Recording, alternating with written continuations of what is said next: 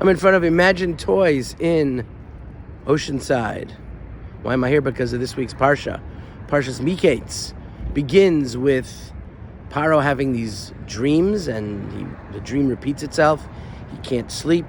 He's bothered by it. He asks his necromancers for interpretations, and they can't provide anything that's satisfying to him. And then all of a sudden, the wine steward, who was standing, I guess, by Paro, overhearing this conversation, says the famous words, says, I remember, I sinned. There's a young man, I was in jail with him. And he can interpret dreams, and he indeed interpreted the dream that I would remain alive, and the baker, the bread maker would die. He would be executed for his crimes, and they spent time in the dungeon with Yosef HaTzadik. What does this have to do with a toy store behind me? So if you look in the second chapter of Nehemiah, who led the return to Jerusalem after the first temple and began the second temple period with Ezra, he is the wine steward to a Persian king, Artaxerxes. And in the second chapter, we're told that he brings the wine, and many say that he's actually the wine taster, not just the wine bringer, but he makes sure that the wine is not being poisoned by many of the king's enemies. And it was his job to test the wine to make sure that, give him a couple minutes, see if he drops dead, and so the king could drink the wine. And he comes and he's sad. And the king says, "Why are you so sad?" And Nehemiah says, "Well, I'm away from my homeland and the city where my family is buried, and the place, and I'm in exile." And that began the return back. But what's interesting is the commentaries there say that Nehemiah, who was the wine steward, his job inherently was to make the king happy, that the drinking of the wine was a time of joy and glee.